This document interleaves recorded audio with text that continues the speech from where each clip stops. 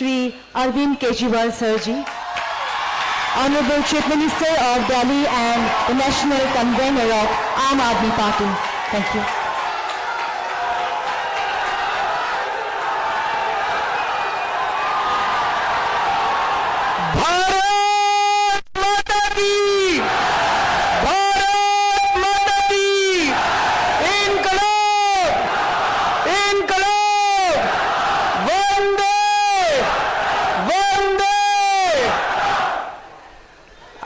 कहने से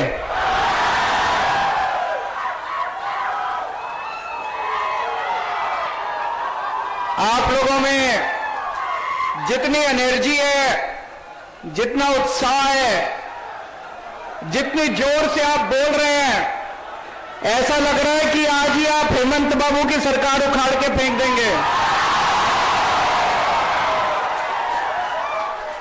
अभी सब्र रखिए, अभी थोड़ा टाइम है सरकार उखाड़ने में, अभी सब्र रखिए। दोस्तों,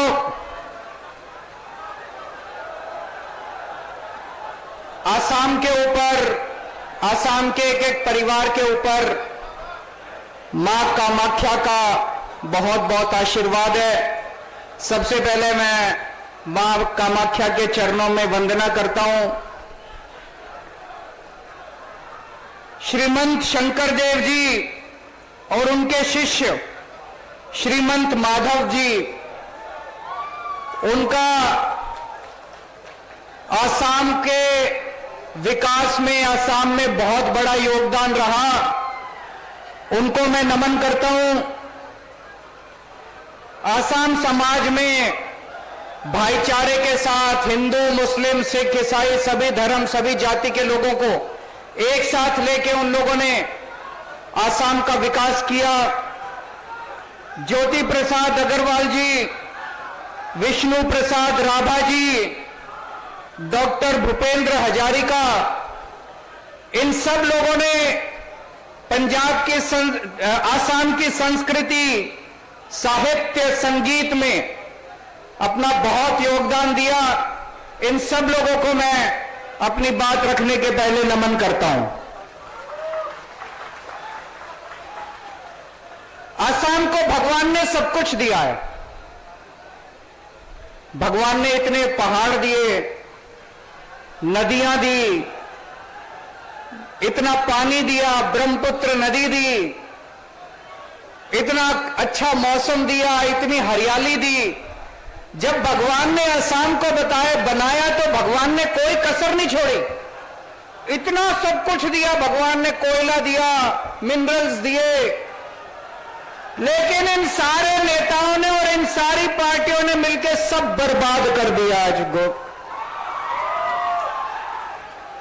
पिछले 75 साल में आप लोगों ने 52 इयर्स, 52 साल तक आपने कांग्रेस की सरकार बनाई। 52 साल तक, 52 इयर्स। 10 साल आपने असम गण परिषद की सरकार बनाई और पिछले 7 साल से भारतीय जनता पार्टी की सरकार बनाई। कम नहीं होते इतने साल। आपने इनको अपना विश्वास देने में, वोट देने में कोई कसर नहीं छोड़ी, कोई कसर नहीं छोड़ी। लेकिन आज मैं आप लोगों से पूछना चाहता हूं, आपको बदले में क्या मिला? इतने साल आपने इन लोगों को वोट दिया, कांग्रेस को वोट दिया, असम गण परिषद को वोट दिया, भारतीय जनता पार्टी को वोट दिया। इन पार्टियों ने आपको क्या दिया? धोखा दिया। जिसको मौका मिला उसने लूट लिया, जिसको मौका मिला उसने लूट लिया। लूटा कि नहीं लूटा? हार के, इन पार्टियों से तंग आके आज 3.5 करोड़ आसाम के लोगों ने हम लोगों को न्योता दिया आसाम आने के लिए।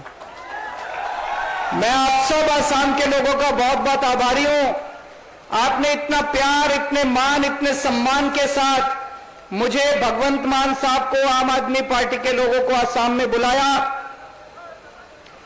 2016 में हेमंत बाबू की सरकार बनी थी।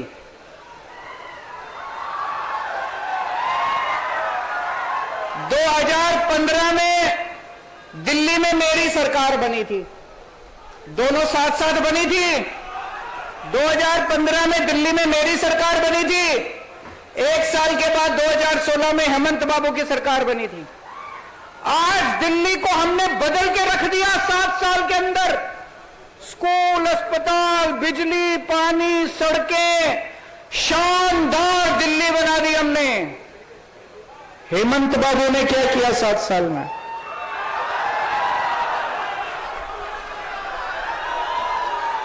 हेमंत बाबू ने कुछ नहीं किया, केवल गंदी राजनीति करी, गंदी पॉलिटिक्स की उन्होंने। अभी आज मेरे को आसाम आना था, 2 दिन से धमकी दे रहे हैं हेमंत बाबू टीवी चैनल के ऊपर।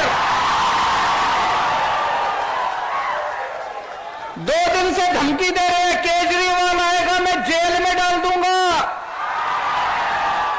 ये क्या है यार? केजरीवाल आएगा मैं जेल में डाल दूंगा, मैं पुलिस से पकड़वाऊंगा केजरीवाल को। अरे मैं कोई आतंकवादी हूं? क्यों पकड़वाओगे मुझे? मैं हेमंत बाबू को बोलना चाहता हूं, आप आसाम के मुख्यमंत्री तो बन गए, आसाम की संस्कृति नहीं आई आपको।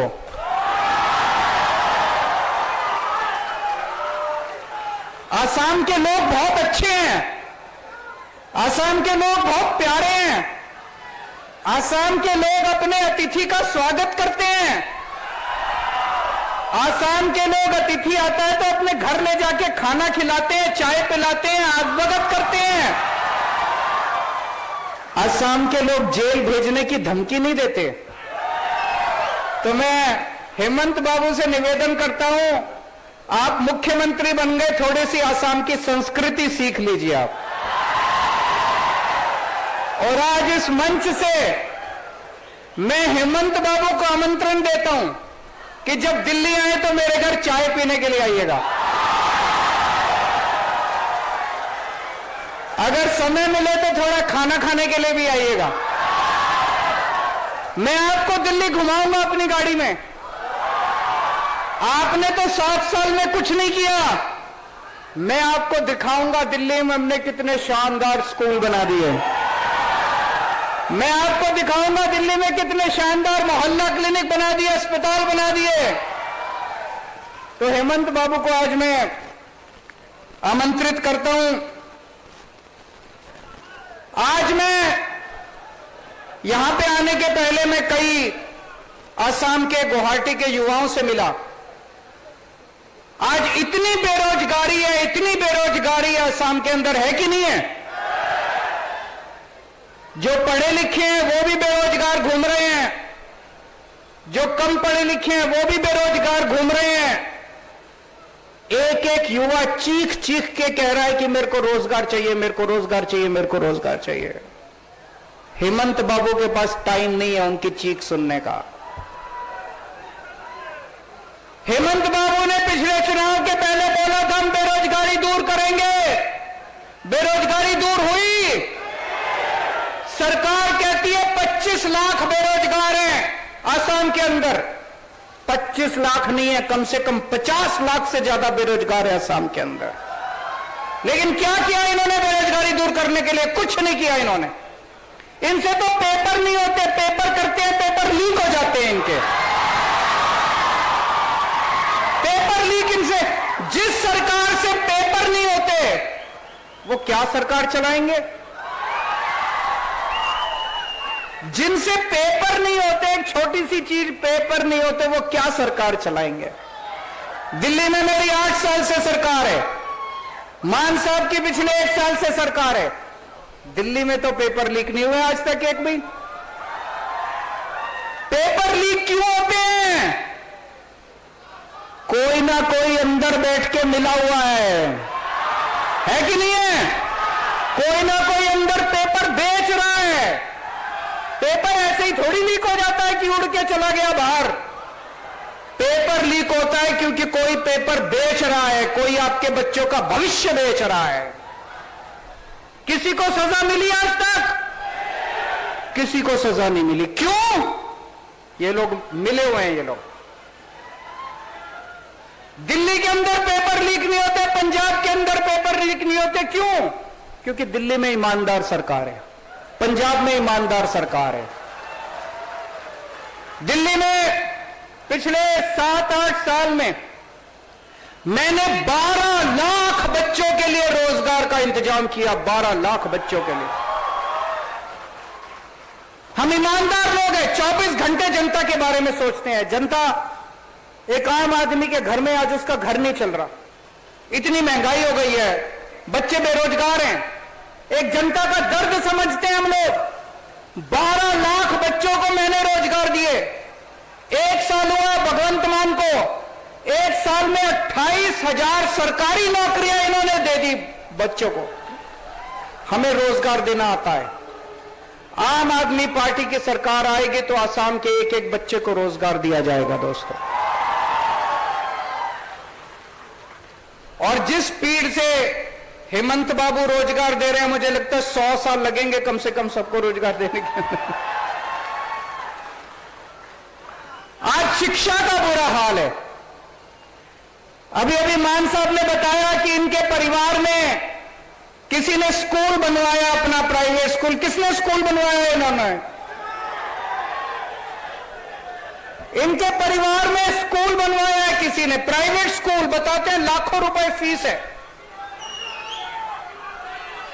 जिस प्रदेश के मुख्यमंत्री की पत्नी प्राइवेट स्कूल चलाएगी,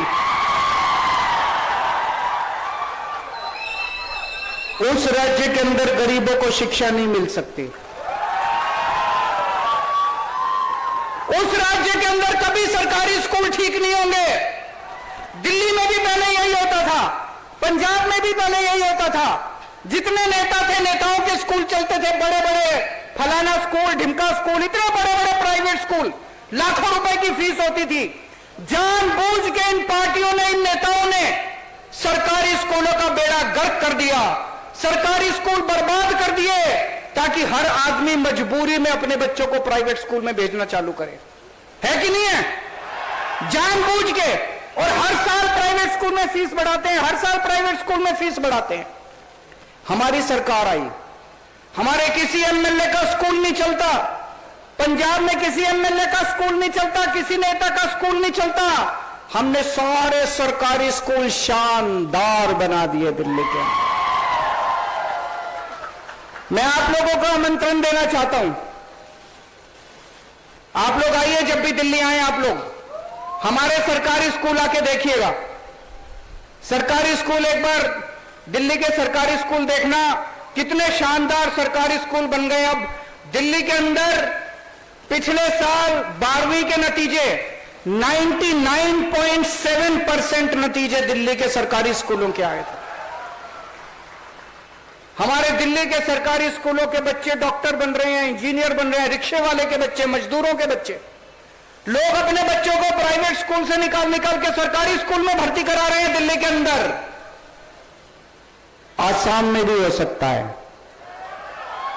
चाबी आपके हाथ में है, आपको बटन दबाना है। झाड़ू का बटन दबाओगे तो आपके बच्चों का भविष्य बन जाएगा।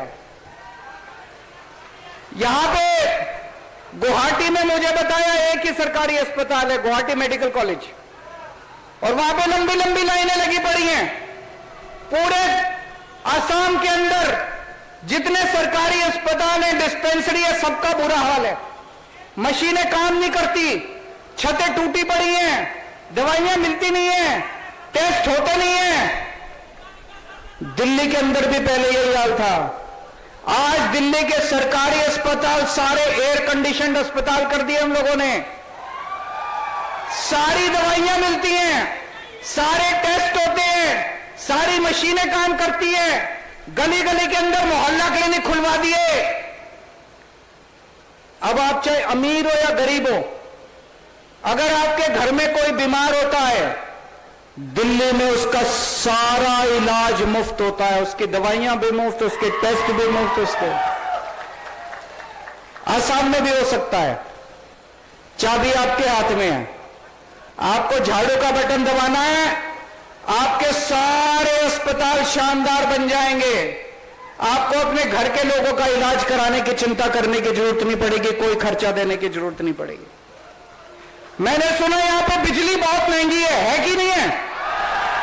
अभी कोई मेरे को बता रहा था 200 यूनिट अगर बिजली आती है तो 1200 रुपए का खर्चा आता है। 1200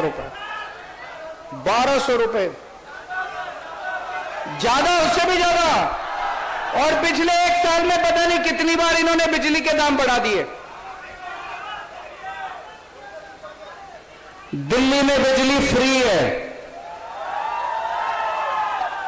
पंजाब में बिजली फ्री है, आसाम में फ्री बिजली चाहिए कि नहीं चाहिए?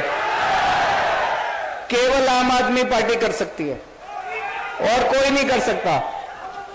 और 24 घंटे बिजली आती है दिल्ली में। यहां तो पावर कट भी बहुत लगते हैं, मुझे पता चला। बिजली जाती बहुत है, जाती है कि नहीं जाती? गांव गांव के अंदर बिजली नहीं आती। यहां पे 24 घंटे बिजली, फ्री बिजली, एक चमत्कार है। ये ऊपर वाले ने केवल केजरीवाल को ये वरदान दिया है। केवल केजरीवाल को करना आता है और किसी को नहीं करना आता। आसाम में भी बिजली फ्री हो सकती है, आसाम में भी बिजली 24 घंटे हो सकती है।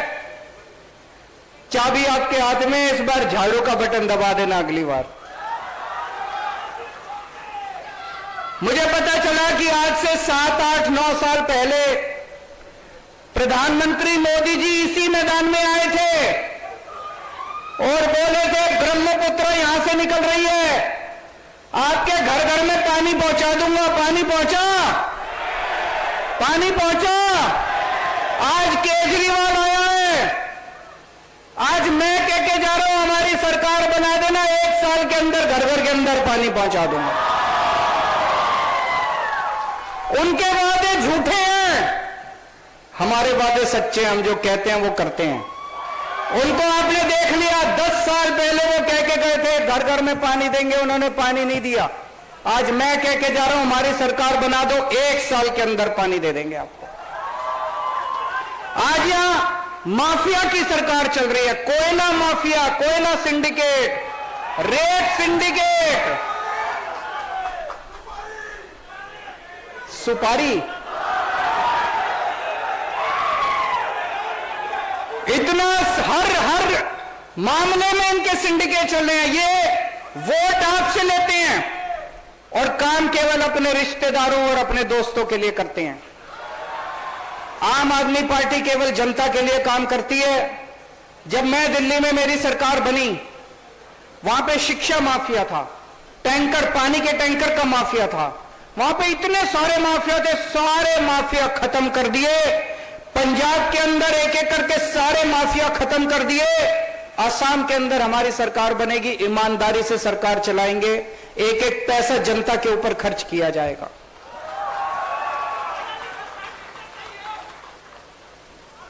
मैं देख रहा था कि असम का बजट 3.25 लाख करोड़ रुपए का बजट है असम का। मतलब हर साल असम सरकार आपके ऊपर 3.25 लाख करोड़ रुपए खर्च करती है। इतना सारा पैसा कहां जाता है? ये पैसा आपने कहीं कोई सरकारी काम होते दिखा? कोई सड़क बनते देखी? कोई स्कूल बनते देखा? कोई अस्पताल बनते देखा? सरकार ने कभी कोई दवाई दी आपको? आपके बच्चों की पढ़ाई के लिए कभी कुछ किया? कहां गया ये सारा पैसा? कहां गया ये सारा पैसा? असम के ऊपर 1,23,000 करोड़ रुपए का कर्जा है, कर्जा ले रखा। कहां गया ये सारा पैसा? खा गए ये लोग। इतना भ्रष्टाचार है, इतना भ्रष्टाचार है। अब तो एक ईमानदार सरकार की जरूरत है असम के अंदर, है कि नहीं है? दोस्तों, हमारा देश, भारत देश शानदार देश है, महान देश है, महान लोग हैं। मैं आपसे एक प्रश्न पूछना चाहता हूं, क्या भारत जैसे महान देश के प्रधानमंत्री पढ़े लिखे होने चाहिए कि नहीं होने चाहिए? जिसको लगता है प्रधानमंत्री पढ़े लिखे होने चाहिए, हाथ खड़े करें। ये कैमरे वाले जरा दिखा दीजिए कि जिसको लगता है कि अनपढ़ प्रधानमंत्री ठीक है, कोई बात नहीं, वो हाथ खड़े करो। भारत जैसे देश के प्रधानमंत्री पढ़े लिखे होने चाहिए। आज 21वीं सदी का भारत है, 21वीं सदी का युवा एस्पिरेशनल युवा है। वो विज्ञान में विश्वास करता है, वो साइंस में, टेक्नोलॉजी में विश्वास करता है, वो अपने लिए रोजगार चाहता है, वो भारत की तरक्की चाहता है। भारत की तरक्की कौन कर सकता है? एक पढ़ा लिखा आदमी कर सकता है। कम पढ़ा लिखा और अनपढ़ आदमी तरक्की नहीं कर सकता। मैंने प्रधानमंत्री जी का एक स्पीच सुना था, कई स्पीच है उनकी, उसमें वो कहते हैं कि मैं केवल गांव के स्कूल में गया था, उसके बाद मेरी कोई शिक्षा नहीं हुई। हमारा देश बहुत गरीब देश है। हमारे देश में किसी का अनपढ़ होना, किसी का कम पढ़ा लिखा होना कोई गुनाह नहीं है। बहुत लोग हैं जो गरीब लोग हैं, अपनी गरीबी की वजह से वो कम पढ़े लिखे हैं, स्कूल नहीं जा पाते, कम पढ़े लिखे हैं, उनको शिक्षा नहीं मिलती। मुझे कोई एतराज नहीं है, लेकिन प्रधानमंत्री को तो पढ़ा लिखा होना चाहिए, है कि नहीं है? अब प्रधानमंत्री जी ने नोटबंदी, अगर प्रधानमंत्री पढ़े लिखे नहीं होंगे तो कितना खतरनाक बात है। प्रधानमंत्री जी ने नोटबंदी की, नोटबंदी में सारे देश में अफरा तफरी मच गई, कितने लोगों की नौकरी चली गई, कितने लोगों के धंधे बंद हो गए, कितने लोगों की मौत हो गई। 10 साल पीछे चला गया देश, देश की अर्थव्यवस्था 10 साल पीछे चली गई। किसी ने आके प्रधानमंत्री जी को बेवकूफ बना दिया, बोले नोटबंदी कर दो, भ्रष्टाचार खत्म हो जाएगा। भ्रष्टाचार खत्म हुआ? किसी ने प्रधानमंत्री जी को आके बेवकूफ बना दिया, बोले नोटबंदी कर दो, आतंकवाद खत्म हो जाएगा। आतंकवाद खत्म हुआ? अगर हमारे देश के प्रधानमंत्री पढ़े लिखे होते, वो कभी नोटबंदी ना करते, कभी नोटबंदी नहीं करते। प्रधानमंत्री जी 3 किसानों के काले कानून लेके आए।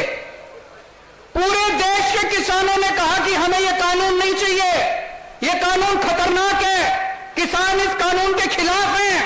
सारे देश के किसान बोल रहे थे, लेकिन प्रधानमंत्री जी को किसी ने जाके बेवकूफ बना दिया कि ये 3 किसानों के कानून। 1 साल तक आंदोलन हुआ, 750 किसान मारे गए। अगर हमारे देश के प्रधानमंत्री पढ़े लिखे होते तो किसानों के काले कानून नहीं लेके आते। तो भारत देश को एक पढ़े लिखे प्रधानमंत्री की जरूरत है।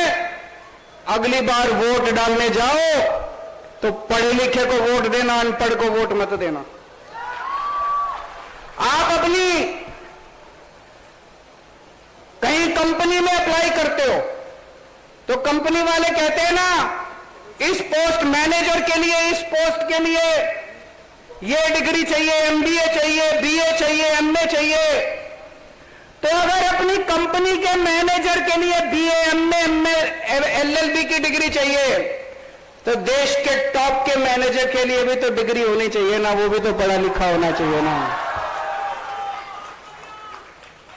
आज आप इतनी भारी संख्या में आए, इतना प्यार दिया, मुझे समझ नहीं आ रहा मैं आपका एहसान कैसे चुकाऊं, पर अब मेरा आना जाना लगा रहेगा आसाम में।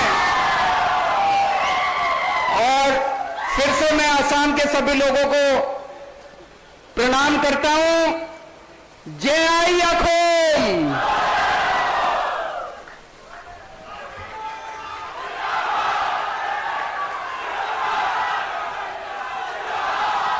बहुत बहुत आभार व्यक्त करते हैं माननीय मुख्यमंत्री श्री अरविंद केजरीवाल जी, महत्वपूर्ण भाषण के लिए।